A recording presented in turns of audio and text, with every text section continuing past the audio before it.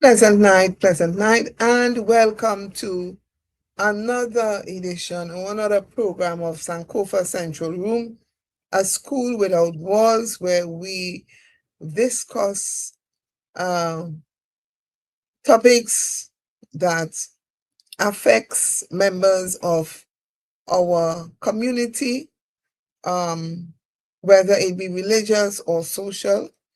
Tonight we are looking at a very controversial topic, and let me put out a disclaimer from early o'clock because somebody who I know very well would have asked me earlier on to give a definition of a real man. And so let me put out a disclaimer earlier on that tonight we are not going to be defining who is a real man. It was just a figure of speech, you know. You would always hear people say real men don't do this and real men don't do that and real men don't do that. And it was in that vein, it was from a societal perspective of the man, yes, of the male gender. Let me put it this way. And what society expects and dictates that the man or the male gender should do and should not do. So it is a broad, we are looking at it from a broad perspective tonight. And as I said, we are not going into defining tonight who or what is a real man. We are looking from it from a societal perspective as to the man and what he should do and what he should not do to be considered a quote unquote real man. And tonight we are expecting our guest, none other again than Prince Jordan, joining us tonight from Tobago. As soon as he in studio, he will be highlighted. But in the meantime, I just want to do a little preamble and let me say that I know it is going to be controversial. I know that. And that is what Sankofa Room is all about. Sankofa Central Room is about dealing with the issues that persons are afraid to talk about. Yes? We want to talk about Matthew, Mark, Luke, John, Daniel, Moses, Adam, Abraham. And nothing is wrong with that. Yes? So don't get me wrong. But Sankofa Central Room deals with present day issues. What is happening with us? What is happening with us as members of the church community, and let me broad base that so that it is not just members of the Spiritual Baptist Church community, but members of the church community, Christian community, if you want to put it that way. And this is even extended to our brothers and sisters who may not have the same Christian beliefs that we do, but face the same issues in life as we do. Yes?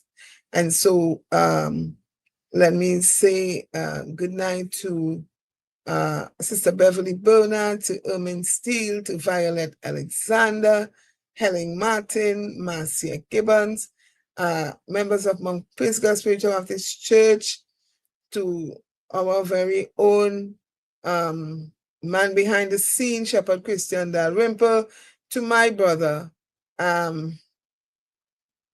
Lordship Kessel Bayer. Good night, good night, good night. And so tonight we are talking men, and as a woman, I can only hear from the man or hear from the men what is expected and what is not. But what I can say is that in growing up, growing up as I had many male cousins. To Teacher Luan, good night. To Elizabeth Bishop, good night. I had many male cousins, and there was one with one of our cousins. Well, not one. There were a couple of them who, anywhere us as the girls, they will be, and that kind of thing. The elders would say, "All the omanation, all the this, and all of that," and you will hear people say to young children, even now, young men, "Why you get on like a girl? So why you crying like a little girl? Why you behaving like a little girl?" And so, growing up, some persons grow up believing that there are things as a man you should not do. It does not. If you do those things, it does not define you as a man. There are things that men must stay away from. It must not be named among them if they are to be called a man. And so that is from the angle we are dealing with tonight, and understanding that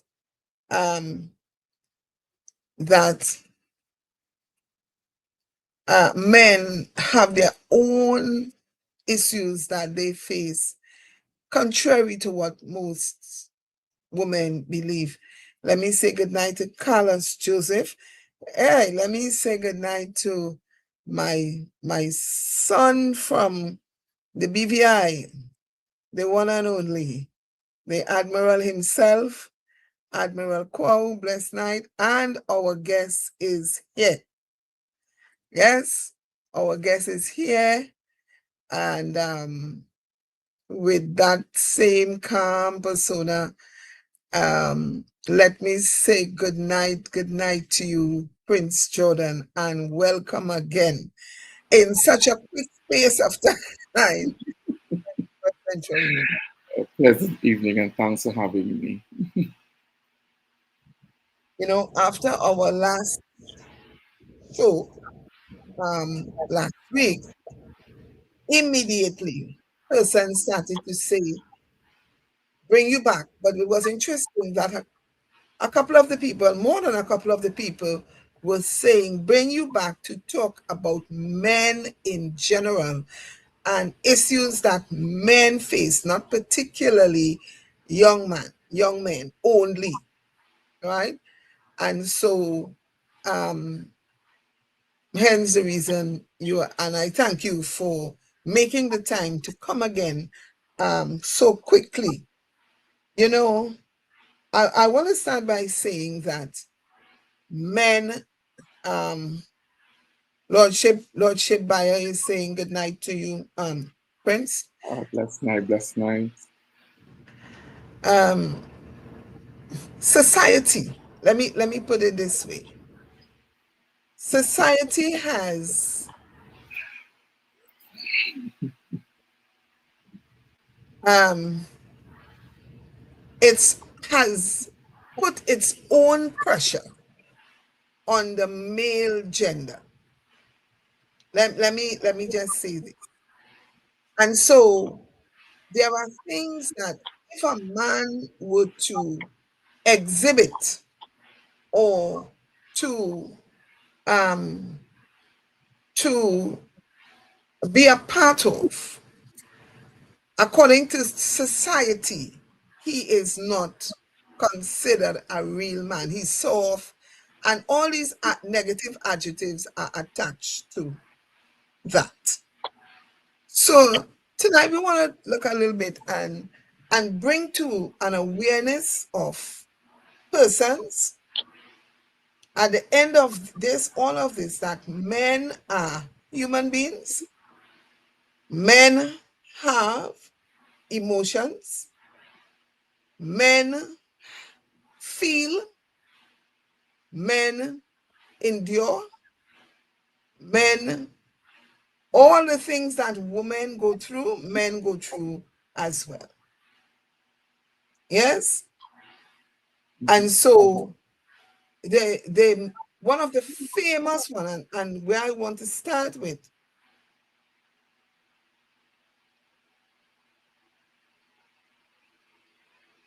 oh, Violet want to get in real deep one time. So we we we will hold on that one, Sister Violet. For now.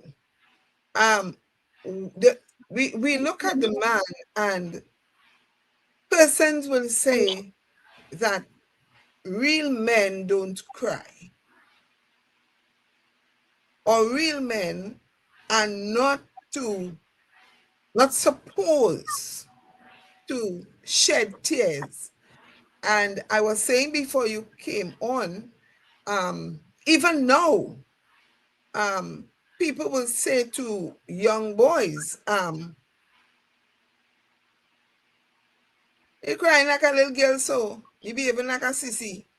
Well, sissy was a long time with, but you crying like a little girl. Look, behave yourself, eh? You're a boy. And so you hear people say, real men don't cry. So enlighten us a little bit about that. All right, so pleasant evening to you, Ella Lloyd, and to the the viewers. That of which I believe it's a myth, and reason why I would say this, and even if we explore the scriptures, even those who are believing in the Holy Bible and Christianity would understand that Jesus did cry, and he cried publicly when he wept for his friend Lazarus. So I'm saying to each and every one that we need to understand that men do have emotions, and society has a part to play in some of the ills that men suffered, unfortunately, and don't or should not be suffering. You know, we have grown up our boys to be tough. Nothing is wrong with that. Being tough is one thing, but being able to express your emotions and resolving issues is another. One must understand that being a human being, you are attached with two sides of your brain, which is the logical and the emotional side.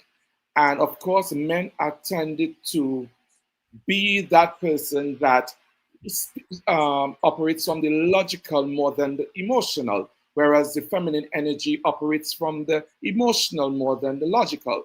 But we must understand that in all of it, it's in our system, and we too have a right to express how we feel about situations. And I mean, crying is part of the human nature.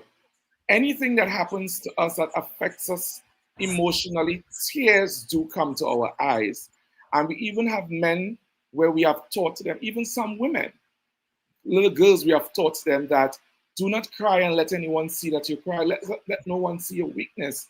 And I think it's a societal pressure, a societal standard that was established by persons. And in some cases, not even proper research was done, scientific research was done, that they have created this image of what a man should be and what a man should do and a man's role in society.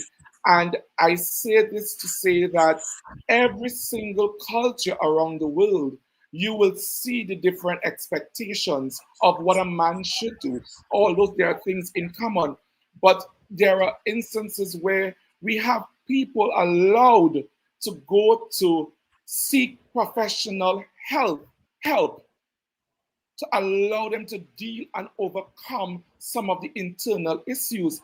And if we continue as a society to push that, then we will end up in a place where a lot of men, which we are seeing the numbers that are rising daily, the increase of men who are committing suicides. We are seeing where men are ending up on the streets. You are seeing men that are suffering with so many different mental illness because we have become so harsh and hard on the masculine and in what we call masculinity. and what we determine that to be, that we put that pressure on that individual. And I'm saying to us that we have the power to change that narrative. We, as the people who are in the society of today, can work collaboratively together and change that narrative. But in changing the narrative, and let me say, I totally agree with you. And somebody would have put up, I think Mount Pisgah Spiritual Baptist Church would have put up of two very important statements, and I want to deal with one first. And it is saying that because of that's the second one, but that's the first one, but I want to deal with that one second. They were saying they just learn, meaning men, learn to suppress the sadness because of the expectations of society, and because men are not expected to express their emotions, especially as it relates to sadness and pain. They are expected to stand strong and show no emotions at all. And so they would have men would have learned to suppress emotion and suppress sadness, right? And emotions. But in doing so, that is then expressed in other forms. What are your thoughts on that? Yes, because when a man has to suppress his sadness, that anger builds up in him. That rage festers for a while. And as Lord Bishop is saying, take it like a man, but taking it like a That's man. And we must understand that after a while, when pressure is built up, explosion is the next step that happens. So this man now acts out when he has met that pinnacle, when he has met that point, and he lashes out. And in some cases, you now have to deal with another situation in society of an abusive man. So abuse starts happening, whether it be mentally, physically. We have to understand that men must be able to say when they're sad. And we must come to a place that we must be okay when a man expresses his sadness. Because women, of course, when you all are crying, we always put our shoulders there, lean on me, and you cry. And sometimes you are so dramatic. You cry and cry and cry. And I mean, something that can last a few minutes. You're there for hours. I'm just a light moment, just a light moment there. go But, ahead, go ahead, go ahead, go but I ahead. Be truly honest. know that a woman could take a situation from a little mountain and turn a little hill and turn it into a great mountain, and it We are is creatures okay. of emotions. Yes, Yes. and it is okay. And I'm saying to us that we have to encourage men to be able to be in that space of comfort. And this starts from how you nurture your child from young. It is important to teach this to your children, that it is okay for you to express yourself, but do so respectfully. Yeah, because and I want to go back to another thing. Coming from Mom Pisca again, because when it gets to a place where it is now identified and there's something wrong with here, and the man, yes, the mental health issues is now Yes, showing itself, and there is the need for professional help. We see another issue happening now where, again, real men don't go counseling. You understand? And so, again, we see some adjectives that are negative now being placed on that man. He weak, he soft, You know, that them kind of man so. And when you talk about them kind of man so, it was always in a negative, in a negative way. Again, and so the it from where you sit, is it okay for the man to seek help when he has reached to that place where he just can't deal anymore? Lordship Buyer is saying it, tell them go and pray.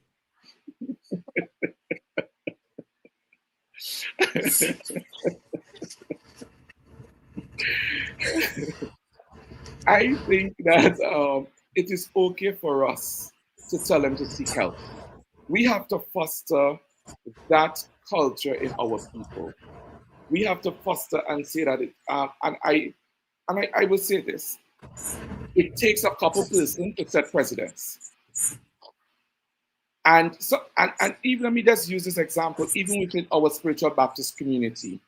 If we have a few popular persons start doing something, that trend, from the moment it starts, a lot of persons are going to pattern after it. And we have seen a lot of that in our community.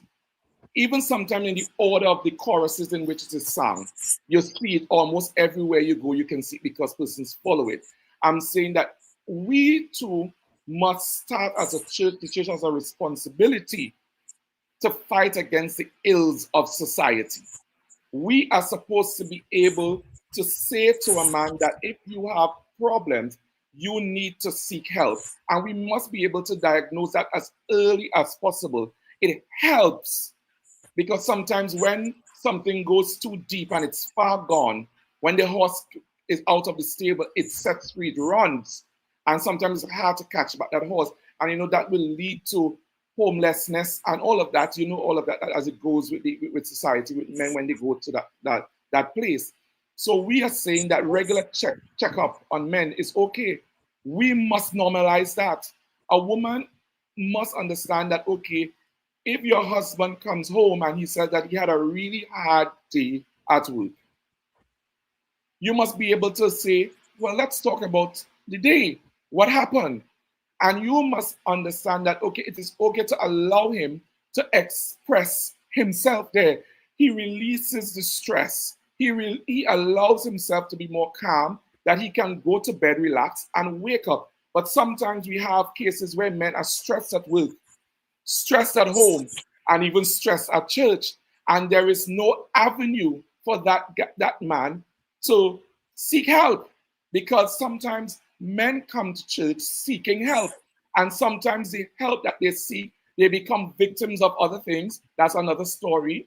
And in some cases, that the help that they seek is not there. And a matter of fact, added pressure is given there. I will use this example. Someone who suffers with anxiety. If someone is having an anxiety attack, it is said, it is recommended that you cannot tell the person, don't worry about anything. That's the worst thing you could tell them. So, in a man's situation, that when he's going through his situation, to tell him, boy, man up, I think that's a crazy statement to make in that situation, because it does not help the situation. And if you think that it helps because you are seeing that his behavioral pattern changes immediately, that is a temporary fix on it. And that is just like you putting a band-aid on an open wound, that eventually that wound is going to be infected, and that wound is going to be really detrimental to the individual. So I'm saying, yes, we must be able to say to our fellow brothers and sisters, to well, brothers in particular, go and seek help. We have a comment here, and the comment is saying the masculine nature of man and the characterization of that emotional expression. Right. So it's on the screen now. You can see it.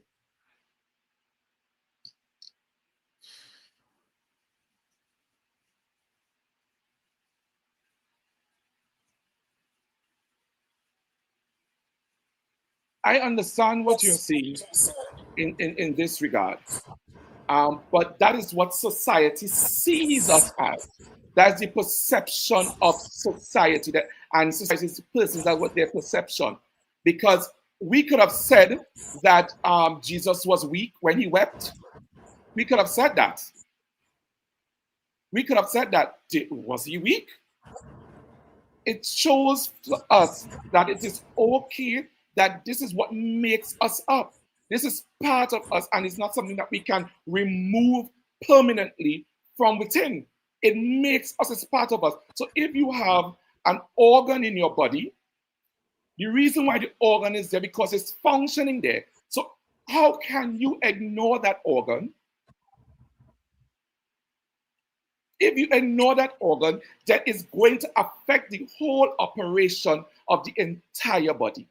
The functionality of that body will not be the same. So it is important for us to allow persons, and we need to, because I'm seeing a lot of things that persons are doing now, that we are teaching persons it's not about what people say about you. And that's something you see because the church has identified the problem.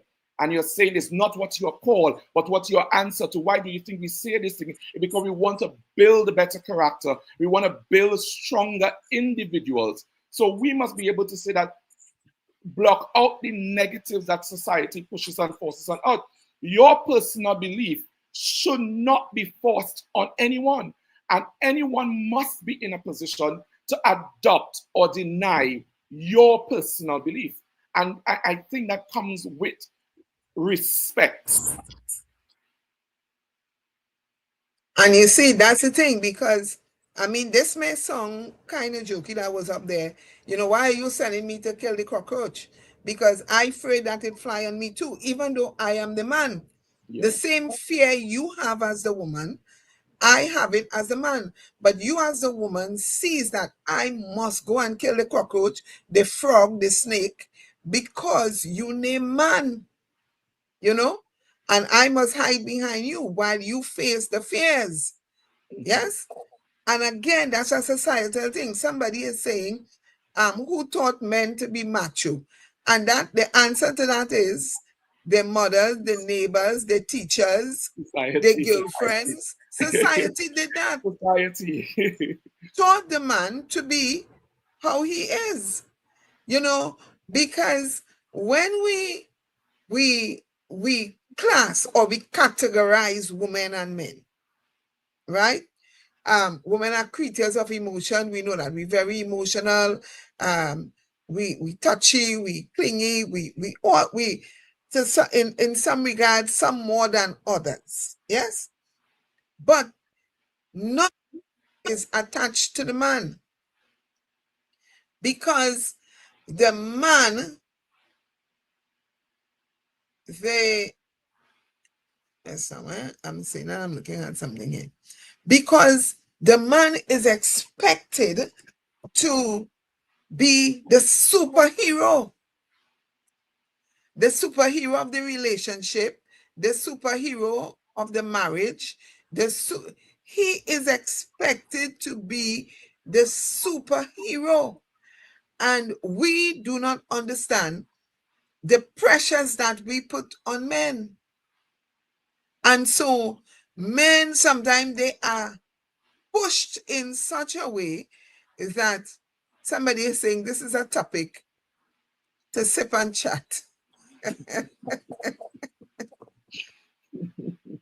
Right? And there are a lot of programs out there designed for women, but I'm not saying there are not programs for men, but there are not as many. So let us look at the abused man.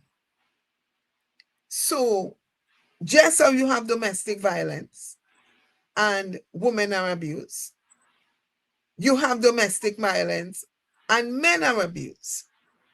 You know, let me give you this short story. I was at one of my workplace, and we asked for a parent to come in, and a young man, he came and he said, "Miss, Say my father wouldn't come in. So I said, why? He said, no, my father won't come. He said, my mother will come. I said, okay. I said, but we really want to see your father because we are accustomed seeing the mothers. The mothers are always coming. We wanted to really see the father to talk about the boy. And he said, Miss, I tell him my father wouldn't come. I said, why? He said, Miss, my mother has beat my father, you know.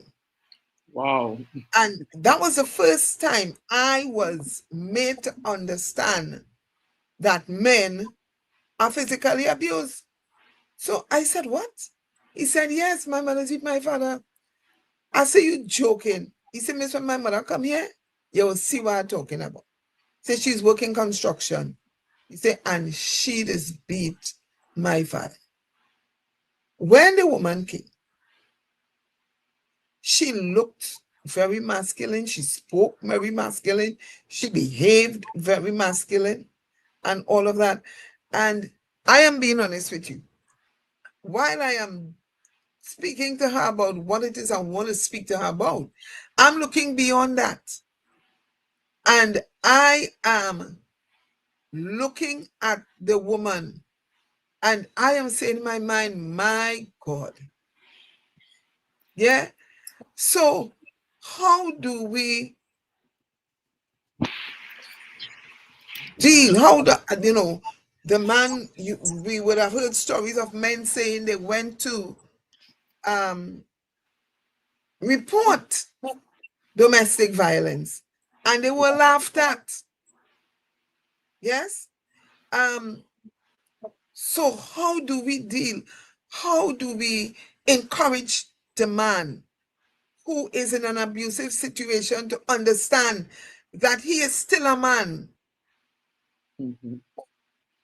Yes. And that does not take away from him being a man, but he's a man that needs help. What are your thoughts here? So, of course, we know that this is an existing situation that we all face, men face in society today, because of the patterns and behavior used to control and intimidate and manipulate another person. And, this occurs so much in marriages, even dating relationships, families, your workplace, even friendships. And it leads so much to so many different elements of physical abuse and even emotional abuse. That sometimes we overlook those things, even psychological abuse. And these are some of the abuses that men face. Even in some cases, we have where men are financially abused. Where women control the access to their very own money that they work for. We have women who have become so manipulative to a man. We even have cases where men suffered sexual abuse. And I know this comes when these things happen, men tend to stay silent about the situation. And I'm saying that there is a myth that, and I like your topic, myth or Reality. reality. And the reality is that anyone can experience abuse. Anyone, it doesn't matter the species, anyone can experience abuse. And because society have it that a man cannot be abuse. And that's a foolish thing. And I say there are a lot of things that we need to debunk. What society has set precedents, we need to debunk some of these things. And I said we have a responsibility in our very own household to create that environment that allow men to say when they are abused. And I'm saying that sometimes, here's it. You say that men, okay, let's say physical abuse. A man is in a marriage where the woman, as you just rightfully say, beating the husband. Society will look at that as being perfectly fine And funny. and funny and laugh about it. And the day that one day that man retaliates, he has to bear the bad name that comes with it. And I'm saying that we too have to train our young ladies that they need to be respectful. They need to understand that you are not superior to the man. We have to understand that you need to understand that the both of you need each other, especially in as you spoke about the child, that both parents have equal responsibility in nurturing and molding a child's life. There is none that has greater than the other. Because as we can see that we have a lot of broken homes that we see existing, and we've seen the results being demonstrated and displayed in society that we now face. And I'm saying that some of this comes from broken homes where fathers are absent because of women, of course, doing their stuff, abusing men, and they decide to walk out because they're thinking that walking out will show that they are mature, that they when you hit the woman because they don't want to get into problems, so they choose to leave the home.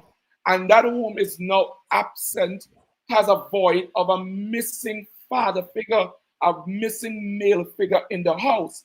And if we continue to endorse this as a society, that I'm saying to us that in some years to come, it's going to be really, really bad. And some of us are guilty that we say one thing and we say we will support women not hitting men. But when these same women hit the men and the men come to you, you laugh about it. So we live in a society where hypocrisy reigns in most cases. And because of that, we cannot get to that place of resolute where we can resolve this situation.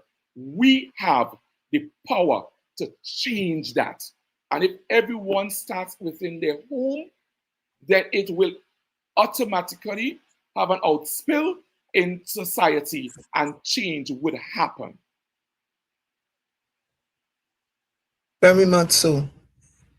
We have some comments, and one of the comments is coming from Apostolic Bishop, and he's saying many of the men, when showing their vulnerability, they open themselves to be emasculated and fortify their ego system.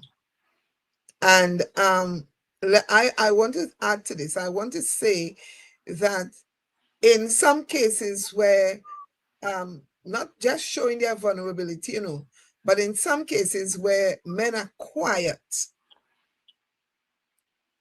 yes, sometimes when men are very quiet, or what we women like to call laid back. Sometimes a man may have a quiet disposure.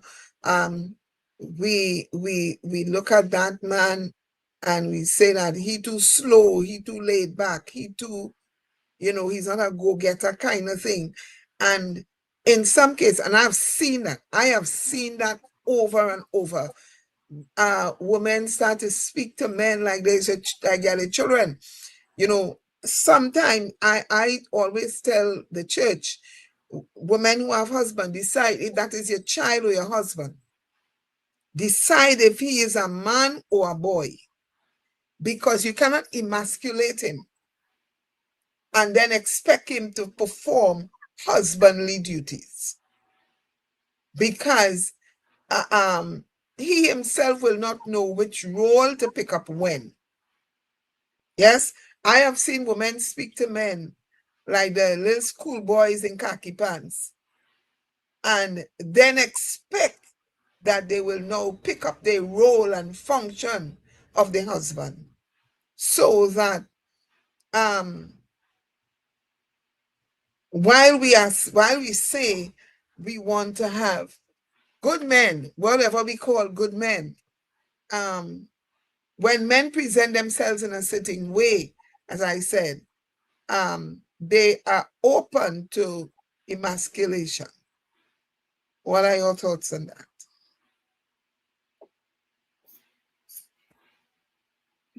I want to agree with being open to emasculation, because yes, it's a fact. that you're open to emasculation, but you can be only emasculated if you allow yourself to be. And this comes with what you stand for and how you express yourself. If I am going through something and how I was brought up and how I was trained, I understand where respect is, and I am going to say things because I don't want it to affect me. And because if it affects me, it affects our relationship, it affects our partnership, it affects our friendship, and automatically it affects society. So I must be able to understand to get myself to a place where my foundation is that it's okay for me to express myself without thinking that, and even if, because I'm always saying that persons can have a perspective view on you, which can be totally wrong. Persons can have an opinion of you that does not has to be necessarily true. So when persons think that or perceives you to be opening up yourself to vulnerability and you are acting as yourself, that's however you receive that as an individual. However you react to that is important. Once you know that when she tries to emasculate you, any kind, you need to stand your ground and you need to let her know that no, I am a human being and I possess emotions just as you do. And you see, sometimes we need to educate persons in the moment, and sometimes we need to also find the opportunity to change the narrative every opportunity that we have, because sometimes in argument you just get to know the truth about this, how someone feel about you. Yes. And in the heat of argument, words are being exchanged. You have an opportunity to assess the situation, evaluate it, and use an educating moment, an opportunity, that educating opportunity to educate somebody on this is how the functionality of a human body and a human mind operates.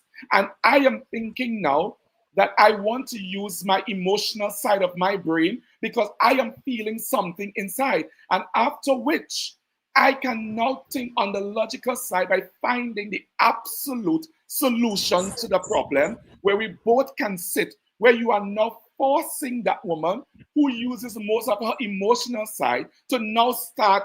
You are leading because of the man being on that side, using the logical side, now forces the woman to use that side of her brain to understand perspectives on which you think. So I am saying to us that you I don't think anybody can emasculate me if they can try.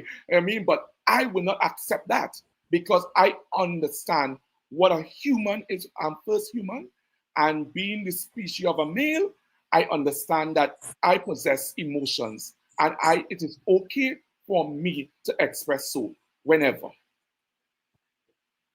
We have some really good comments coming in here tonight. I know we cannot entertain all, but we have some really, really, really strong. Let me not say good. We have good comments coming in every week. So I'm going up, down, looking for them and that kind of thing. We have a comment here that says, we cannot depend on the homes only. Our faith needs to look at having counselors, not our leaders. And I want to put that in bold, not our leaders, but persons who possess those professional skills to provide advice, guidance, and support. We need to go beyond leader and mother. We need to go beyond that. We need to go beyond go home and pray. We need to go beyond God knows everything and he will take care. We need to understand that the church, and if in the church you don't have anybody with a professional skill, I have been saying and continue to say on various programs, then the church must partner with some professionals or professional organizations where persons can get help, because I think the narrative has to be changed from the female perspective and the way the female views the male, and from the way the male views himself, especially in the case where he is being emasculated or abused, yeah, or felt taken advantage of. Your thoughts? I'm in total agreement of this. And this is something that I support. And this is something I've said on numerous occasions. And I'm saying that even those ministers, and I believe that one of the functions of a minister is being able to counsel it some way or the other. And I think that we also need to examine what are the requirements for you to be a minister. Because automatically a minister carries so much of administrative powers, and apart from administrative powers, he or she is required to be trained and skilled in some particular area. It's not just about carrying on a service. It's not about singing. It's not just about you being able to be loud when you want to be loud. It's more than that. And I think that maybe we need to revisit the training programs that we have for ministers, to train them in these areas, that they will be better to aid. And also having a minister who is trained in psychology and counseling within your house is a plus. That this minister can now build a community or a committee within the organization, within your house. There might be someone else who would have done mediation, someone would have probably done some level of psychology training, that they would be able to now work as a team and deal with all of the issues or most of the issues that is governing in your plant. And I'm saying that we are seeing that there is a demand for counselors to be within our faith. And I'm saying that we need to start looking at how do we employ them, because even if we partner, even though we partner with an organization, remember this organization is already overwhelmed with the amount of issues that they have and cases that they, let me not say issues, but cases that they have to treat with already because of the strain on the, so we as a church now have to look at this, and maybe we need to have meetings with the diocese, and we need to say that we need to implement that psychology training, counseling, etc., is part of the minister's training. And if ministers have been trained, probably retraining needs to happen. Or those ministers who are not trained, that we create a training session and allow them to be certified, because as a certified counselor, you will be expected to seek counsel yourself. That's part of a counselor training, that you too, because we have some ministers who need counseling. But that's a whole nother conversation. But I'm just saying that we need to build that society within our community.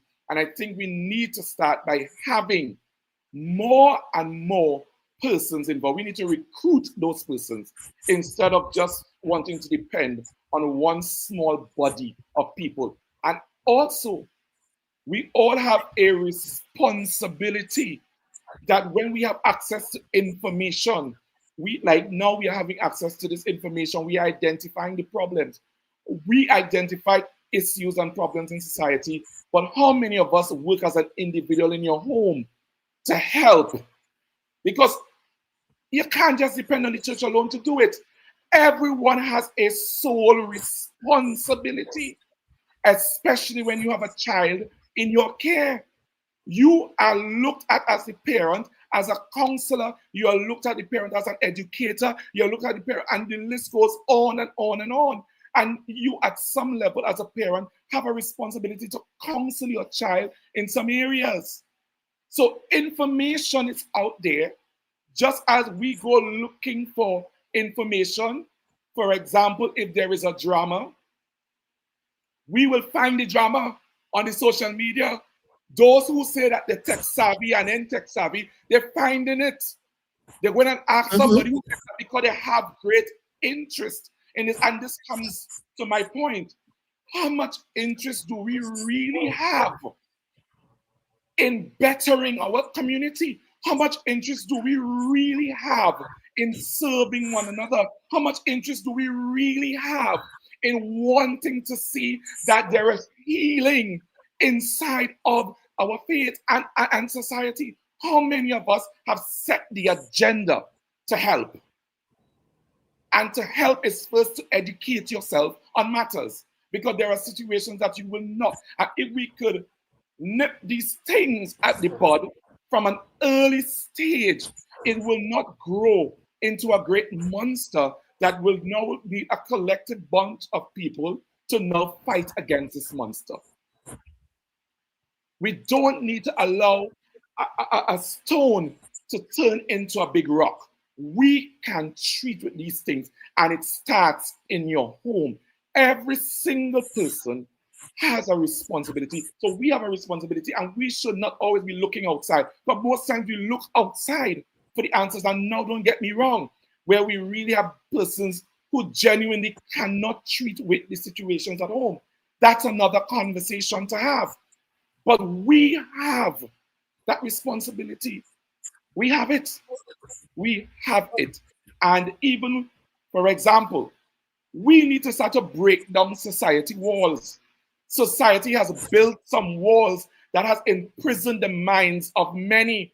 The majority has been imprisoned, and we have persons who are killing themselves trying to meet the societal standards, which affects them mentally. And some of these standards that are set lack proper moral, lack proper etiquette, ethics, sorry, and values. We need to fight against them and break down these walls. We have a responsibility to do that. And it starts with every single one. Like, for example, we have had unfortunate situation where men has found themselves behind bars.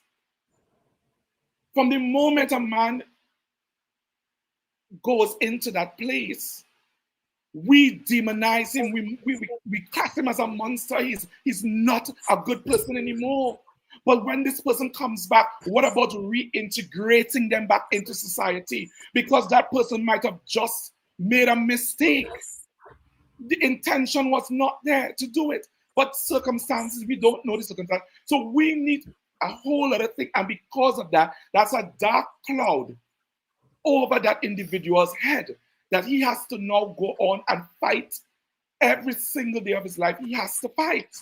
So having that, and some of these women, you go and you wed this guy, knowing his history of what he's going through, and you make his life worse when he gets there.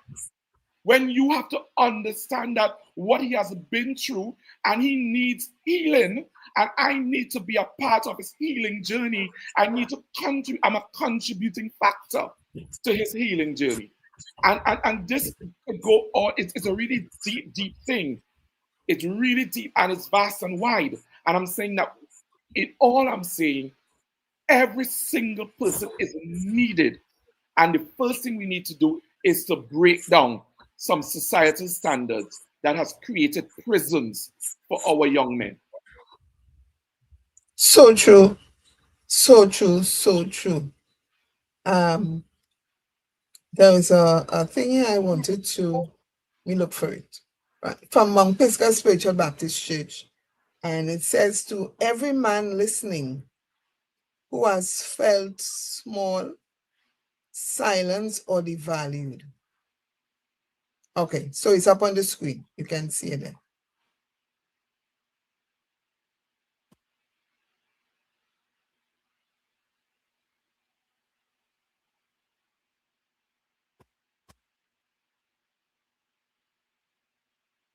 I agree.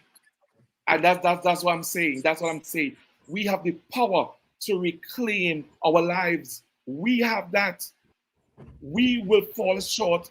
Everybody will fall short. But let's stop trying to live up to societal standards and let us create our own pathway. Let us understand that these things are only prisoning us. Yes. Break the silence. It's okay to break the silence. And I think people have to understand that. Well, I think, again, because I think, as you said, we have to break down some of the societal walls, because in breaking the silence, again, we have the man or the men who will think that if I go to speak out, people will say this, or they might say that, or they will form opinions of me. So, as Lord Bishop Kessel said, let me take it, take it like a man, because that's what a man's supposed to do.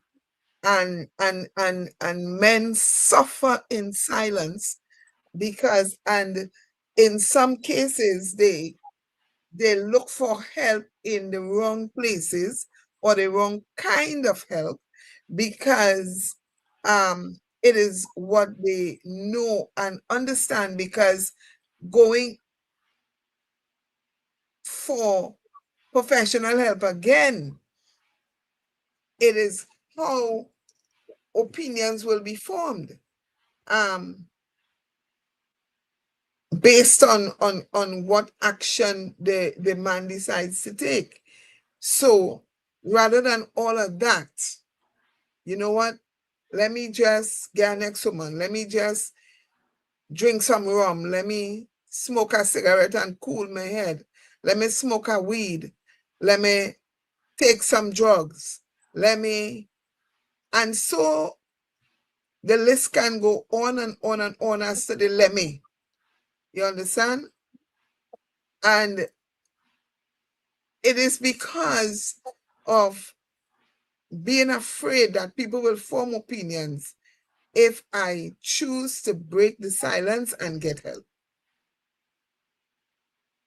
I agree, and but I'm saying, and also as well as some of us men would have had not the very best experience growing up, and because we were taught through some really rough lessons, we think that it's okay to administer that same sort of training to our children. Now we have to remember that every era, these children come with a different mindset, how they cope with different things. And I know there is a thing that they would say that we're fighting now against okay.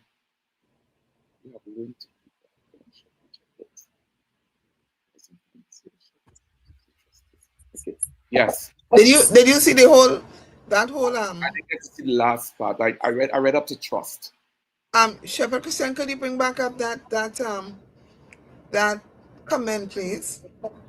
Trust is very difficult in truth. Confidentiality is a whole different topic that need a whole session, a whole By itself. by itself, episode by itself. And that needs, because the same people who speak about confidentiality issues are the same people are the ones that you can't even trust. So that's a whole nother thing, because they know about it, but they're not practicing it. So that's a whole different conversation that we have to treat with. But I'm saying that because of that, yes, persons don't feel trusted to express themselves and share where they are falling short, their failures in life. And because of that, they are forced to be tough and be rough and rugged. And I was saying that you as a parent is always responsible for making a better living for the child in which you are brought into this world. It is your responsibility. Just as the church has a responsibility that under your current leadership is to put the church in a better position than those that is coming behind you, because that person who is coming behind you will be faced with different challenges that you would have been faced with. In the 1960s and 50s, there was not a social media issue. Now we live in a time where social media is an issue. So every era is faces different Has its own. has its own challenges, and we have to understand just the same way as our children, they will face different peer pressures at school. The society in school now is that if you don't have a spray ground bag and you don't have a white Air Force, and I mean if you have your Air Force, you can't crease your Air Force, because if your Air Force crease, it will be considered to be an imitation. So you have some of these things that our children face, our young men face, and they're trying to live up to that.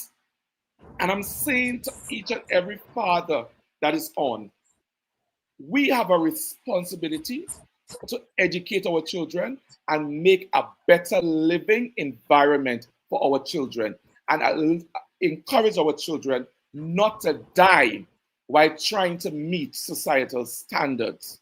But we need to remind them, whatever your belief system is, show them in the Bible where Jesus, the great man, where he cried and it was okay for him to cry. Show him in the Bible the relationship that David and Nathan had. You know, all of that.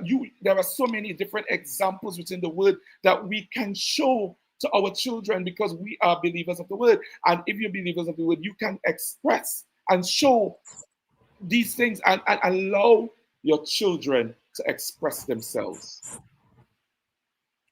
Again, coming from Monk Pisca, I think Monk Pisca is lighting up the comment section. And I want to say that whoever is sending the comments, from the comments, I can tell that they have some sort of background in social work or something. We need to bring them on. I need to bring exactly. I need to find out who it is, and we need to bring them on, because they are the person or persons are really sending some comments here tonight. Society, you are seeing this one, okay?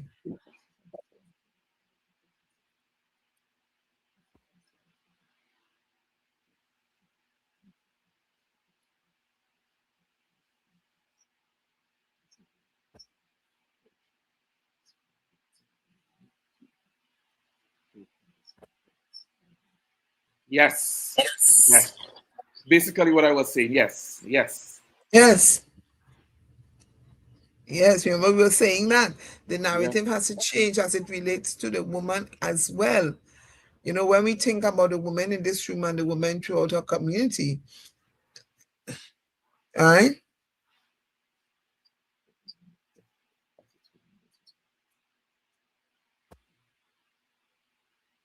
Yes. Right?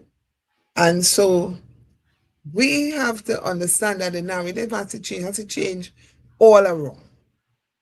Yes, the way we see men, the opinions we form on about men.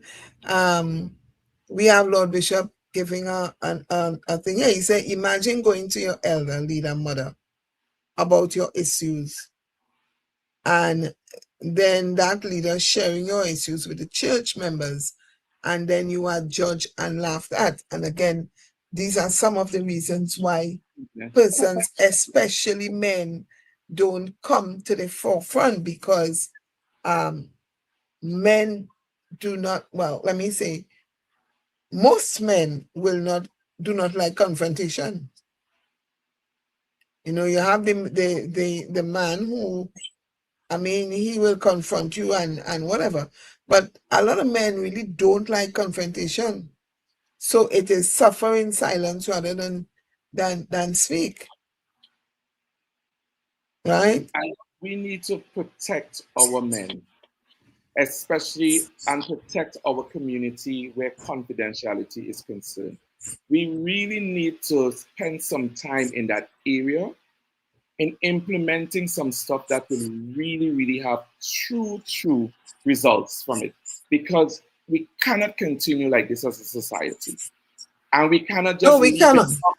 We cannot just leave it up to any person to just make that change.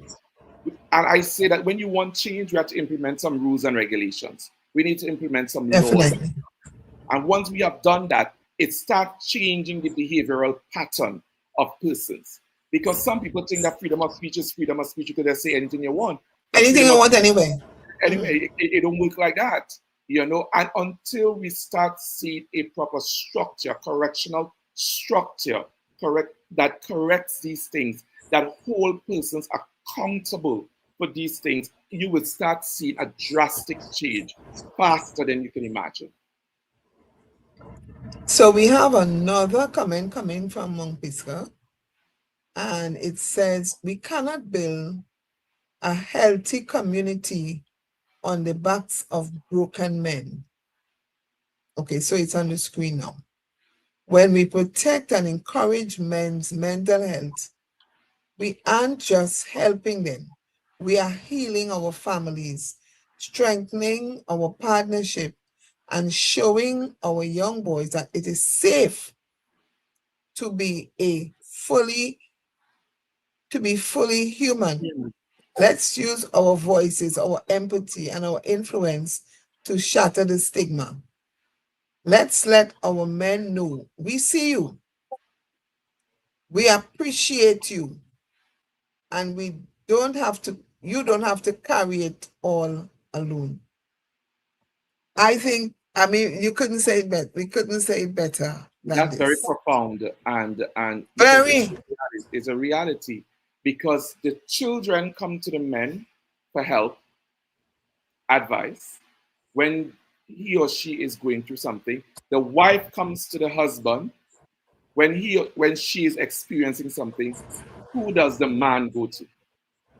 Who So does the man he go to? has to carry the burden of his struggle, the struggle of the issues of the wife and the issue of the children on his shoulder.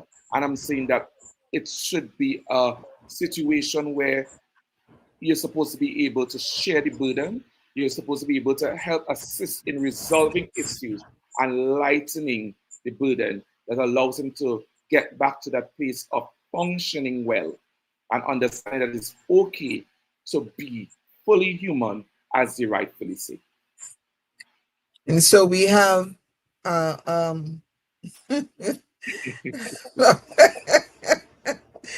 look, Lordship is drama, yeah, not play too old for drama.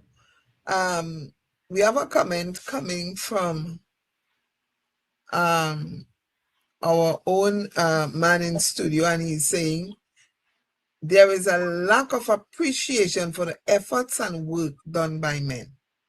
That's true. That is true. That is so, so true. And we get it all the time. And I will say this. Mother's Day, women looking for the most. International Women's Day, a man cannot forget International Women's Day. That is problems. That is a real problem. But Father's Day, International Men's Day, oh my God. We are long forgotten. That has become a routine.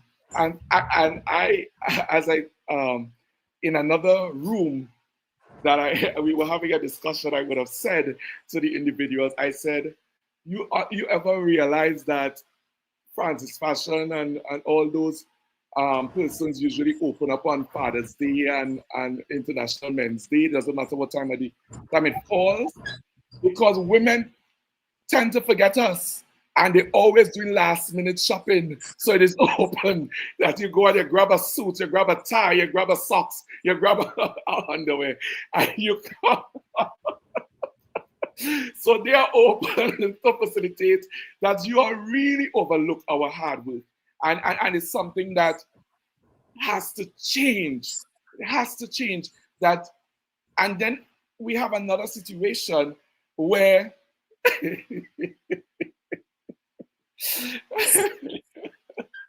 Lord Bishop Bayer.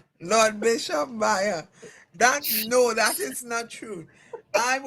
I went out there the day before Father's Day. Let me fix this on behalf of all women, or well, most women here.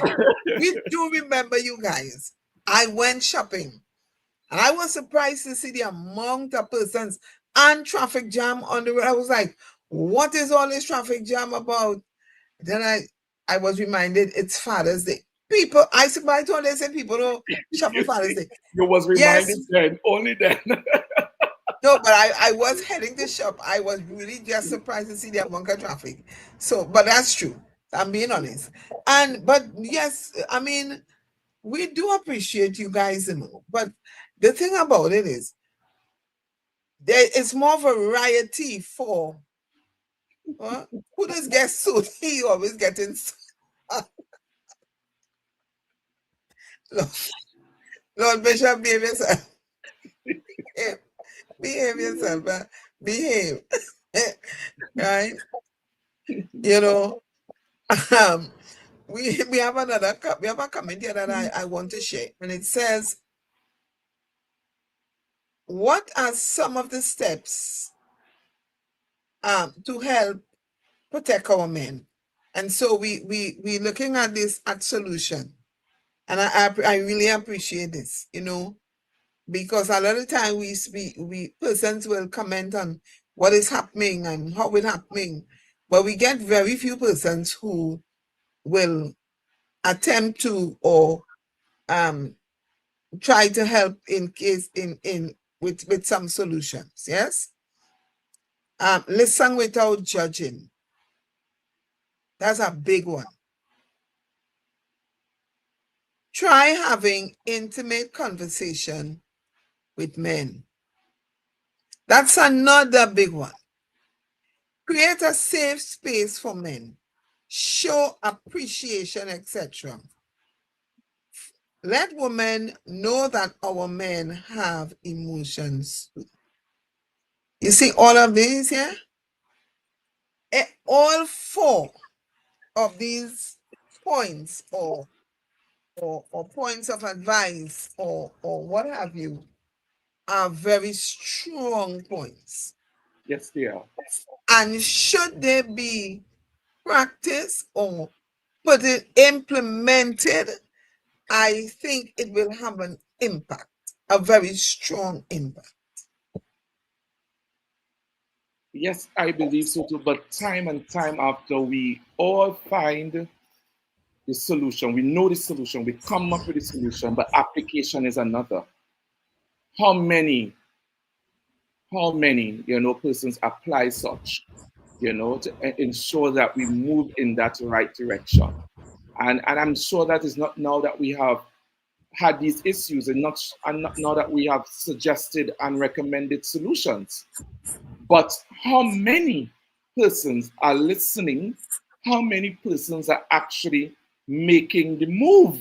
That's a whole other thing, because we could sit here on this beautiful live this program tonight and come up with 100 perfect solutions to the problem. But what happens tomorrow?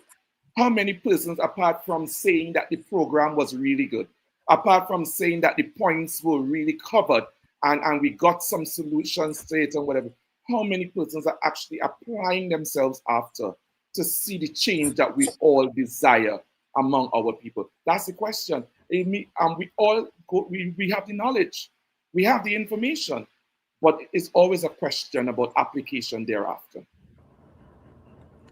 So we have a right. So we have I'll go with what we have on who are teaching our young men what it means to be a man.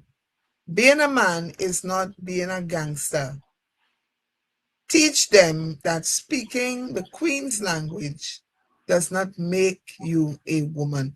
And you see, this is very, very, very profound, because whenever that's one of the ways society judges men, by the way they speak. Speak, You yes. know, we just, yeah, we just talk. He's so prim and he's so proper. It had to be that he on the other side. It had to be that he feminine. Yes? And so what we have to understand is that we have to teach men, boys, to be men, to be in good standing in society. Yes? Teach them how to dress, teach them how to speak, teach them how to treat and how to take care of themselves. Yes, this tonight, this topic hot, you know, Prince. I can't really get to all of these. So we have this comment here. If a man cannot exhale in the comfort of his own home, having an understanding wife at times, he seeks solace in another female.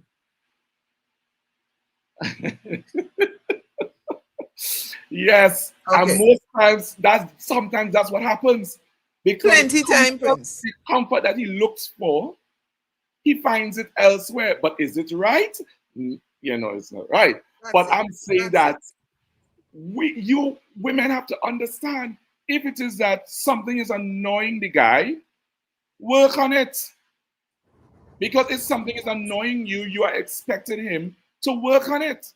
You too have a responsibility, and you too will encourage persons to move away from you. I'm not even talking about a fear, but let's even talk about people moving away from you. Because if you don't have that open communication line and a proper dialogue where conversations, intimate conversation, as was recommended before, to have in the comfort of your bedroom, the walls of your bedroom, where you and your wife lie on your marital bed, where you can discuss every and anything there. If it is that you are not availing or creating that space, then he has something is inside of him. It's like you put a kettle on with water. Yeah. Mm-hmm. So he eventually is going to start to let out some steam. And sometimes he finds that comfort not in the home, he finds it elsewhere.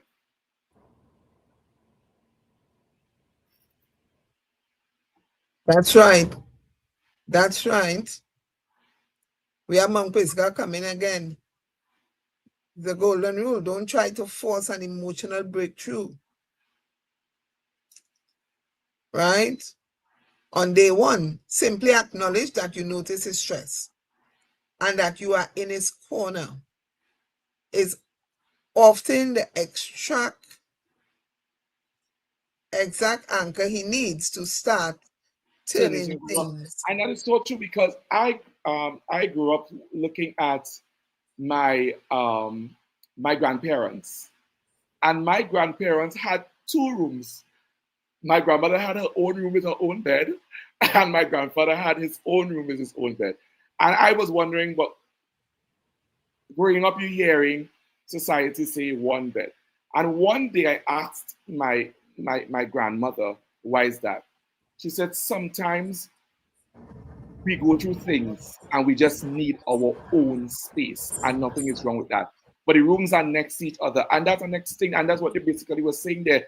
Sometimes you need to just let your husband know, I am identifying that you are being troubled by something. You're not going to press and nag him to bring it out one time. Wait, tell me. So why you telling me? What? Yeah, trust me. Yeah, the man just wants to get. He's trying to process what's happening, and he's processing his feelings and his emotions. And I'm saying that you just need to give them that room to allow him to get to a place where he feels comfortable in sharing. And at that point, he will now be open to whatever advice and be more receptive to what advice you're able to give him. So I'm saying, yes, we need to give men room. You need to give the man the room, let him process the stuff. And over a period of time, you ease your way in, that you can have that conversation and resolve the issue. And next thing, women tend to identify, some women, and I will say this, some women, identify the problem and create more problem out of the problem that was identified. You must be prepared to have solutions. And I'm saying, just as you would have given a man time, when a man would have told you, well, okay, whatever the situation is, you as a woman, if you don't know the solution, don't recommend anything at the moment. Don't create something bigger than what is already existed. What you should do is just rest for a moment, go and seek counsel. Find out from somebody, how would you treat with this issue? You make an assessment and then you come back and you present this. And I think this thing goes with relationship issues. People don't know how to deal with situations in their marriages and relationships that causes most of this problem.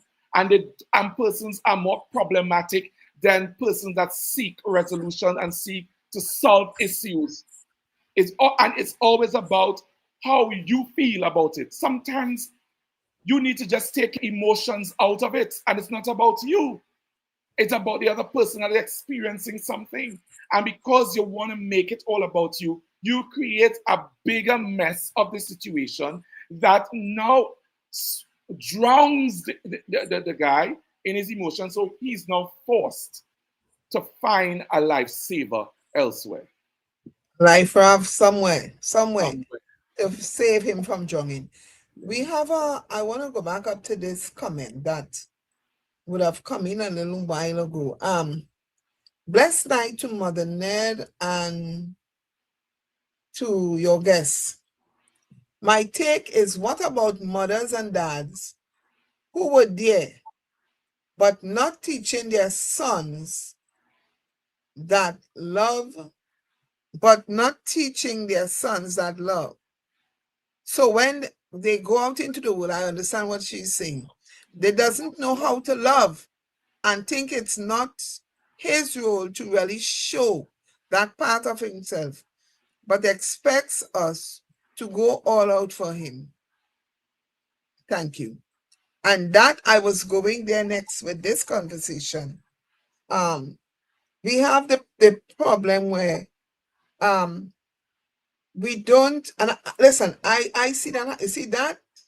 I see that happening every day in a space that I am in, every living day. Where the parent is present, but the child is not taught, the young man is not taught to love. You understand? He feels entitled, so he doesn't know, or I shouldn't say no, but was not taught how to love. And when that is your foundation, when you go out into the world and you meet a young lady or you decide to get married, what will happen there? So we have a broken situation happening right there, as it relates to this situation here. And that is you see that's a really, really serious one, because you have persons who will say to their boys, don't know man to have your foot, them man and them all they on is things, so you better see what you could get, and we give young men those kinds of advice. It's about what you could get, and woman only want money, and we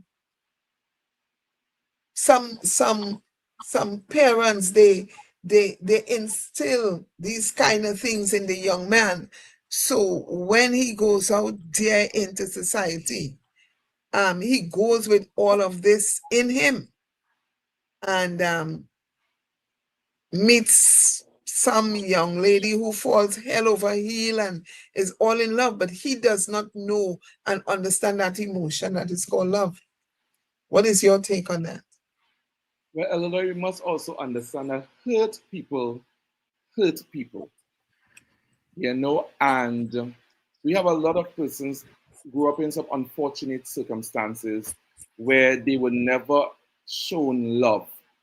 And because you were never shown love, you think that your lessons that were taught to you, it is okay for you to share that same lesson with other persons. And I oftentimes say that you must be able to make an assessment on your parenting. You must be able to evaluate, are you being a successful parent? But for you to know that, you have to now understand what is required for good parenting. How do you know that you are achieving good parenting? Your parenting skills are that in that place that it's supposed to be in. But what I'm saying is that we have a responsibility that even if we weren't taught love, we could still break that. We could break that, and we could show our children love. And I'm saying that because you had to walk let me be exact, a mile to go to school, it meaning this day your child had to be walking a mile. And we hear it every day. Hear parents say, "You lucky." In my time, I was wearing a slippers, and I had to this and I had to that. That's okay. That's fine. But that was your lesson at the time. That was what could have been afforded to you at that time. But the time that you're living in now, you are working for more money, you have a successful job. It doesn't mean that you have to still force something down this child's throat and call it and say, you had to learn tough love, because we call it, we categorize it as tough love. But tough love works sometimes in some situations. Likewise, it doesn't.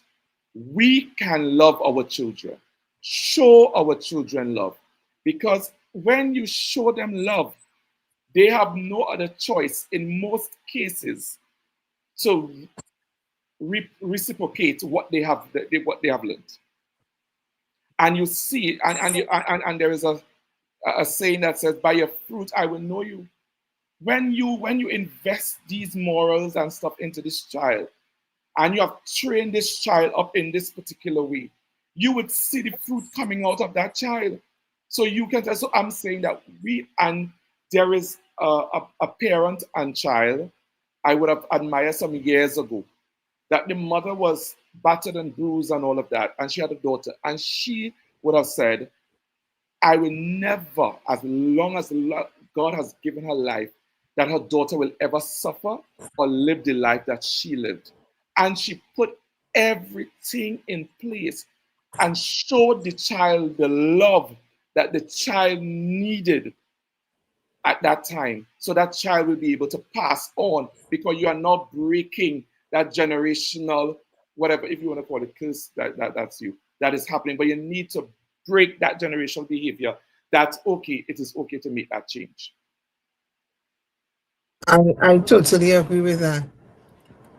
So we have Mount Pisgah SB saying, I would like to join Mother Ned on a future panel soon. Mount Pisgah, I would love to have you on a future panel soon. So you can find me on Messenger as Hilary Stapleton Ned, and you can message me and we can take it from there. I would really love to have you on a panel soon, very soon. Yes. When a man tells his son, I love you, this is a big one.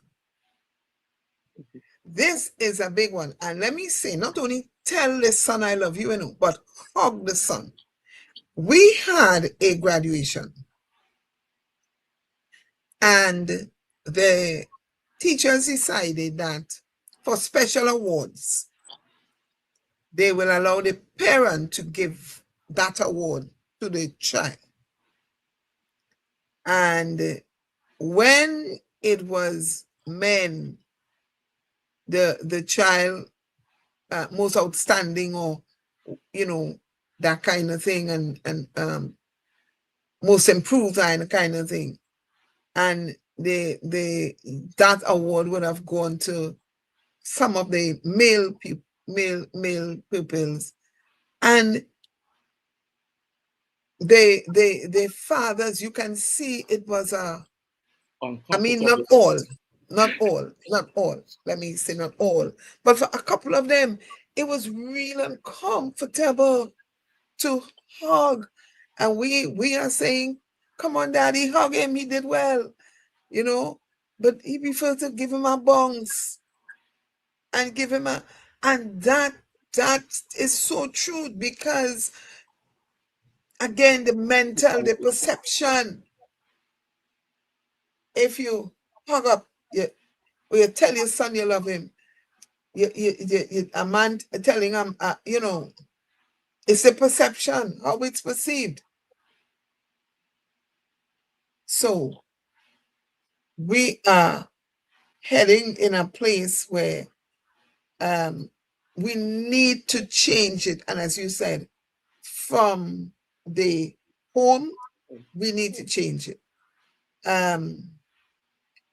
There is a person on tonight who is from, she's loving from Jamaica. And I want to say good night to you, Prophetess Sedian. I hope I pronounced your name well, correctly. Welcome to the program. And so tell a neighbor, tell a friend, tell everybody, join Sankofa Central Room. Yes? So I was reading this earlier on. A man functions best when he feels needed. You can tell me that is so.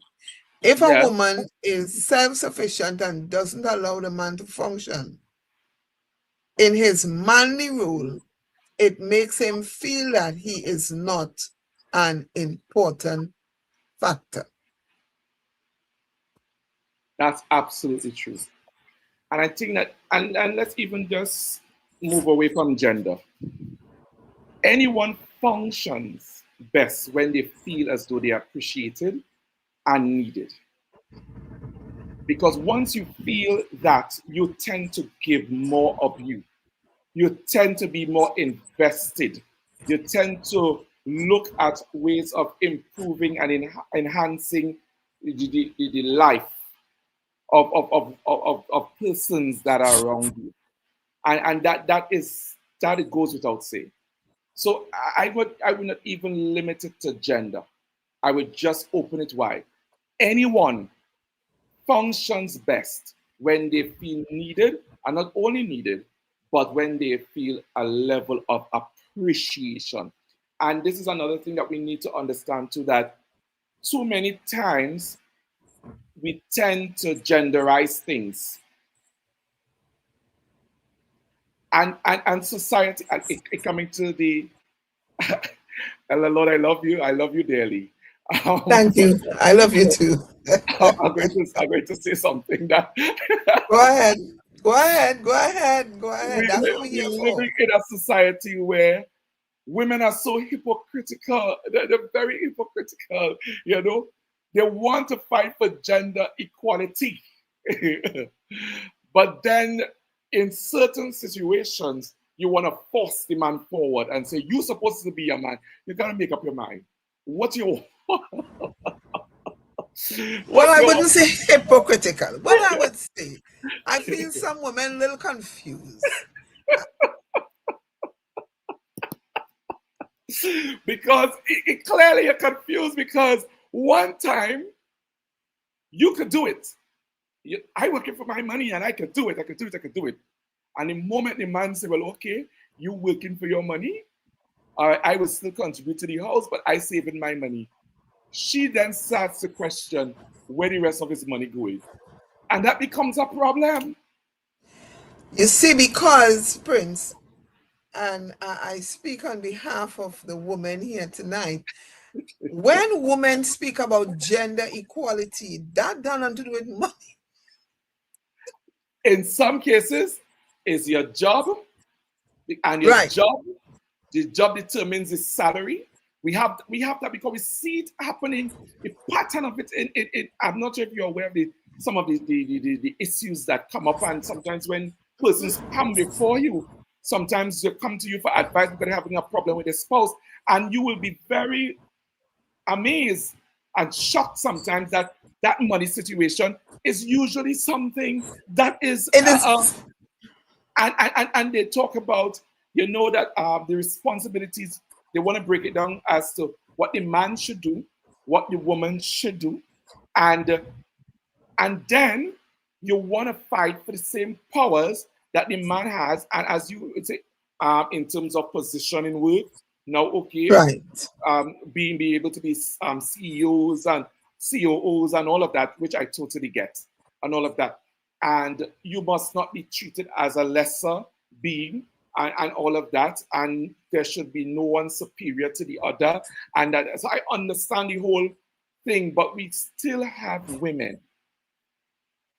We still have women because when the word of God will say that the man is the breadwinner, the man is the priest of the home, and all of that, we get that. But when we have situation where a man is not employed and the woman now becomes the breadwinner of the home, she thinks that she become a man because she's doing, and that's where disrespect comes in, Yes. and that's where issues arise from there because she thinks that she is superior to the man. So, but yeah, You I was know, offended. being honest, no, I mean, for, what you are saying that is true. You know, I want to go back a little bit too. When a lot of women, not all, but a lot of women who, when they talk about gender equality, they don't equate money in that. They talk about gender equality in terms of the workplace, women holding same position and getting the same salary as men, breaking the glass ceiling and that kind of thing. That's what they're talking about.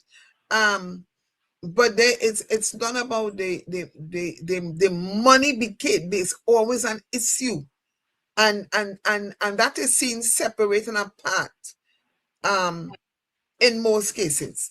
And one of the things that always comes up in counseling sessions is the money, and how the money is spent, and who money is spent for what, and what is happening with what, and that kind of thing. And so that's why I said I think sometimes women are confused. They do not understand what is gender equality. Or let me say, some women are confused and they do not understand what gender equality is. You want to say You know, most? You want to say I most? I saying some. I say some. I say some. You understand? Good. Right. Some. And so we have another thing here. I say, I'm receiving so much advice. This is our brother. I'm receiving so much advice with this episode. Even as a minister, it's hard to trust someone to speak or express whatever you're going through but God. And that is true. Because as a minister, the pressure is doubly on you. You understand? Because you're supposed to know, you are supposed to have a lifeline to God. Nothing not supposed to happen to you. You're not supposed to be in want. You're not supposed to be hurting. You're not supposed to be. And as the minister, everybody hurting. You say something and it was disrespectful. You say something, it hurt their feeling. Everybody have feelings to hurt except you. They treat you anyhow. They say all kind of thing about you. They disrespect you if they can. They sabotage you if they can. But you don't have no feelings. Have none. But everybody else have feelings except you, the minister. Right? And so again, when we understand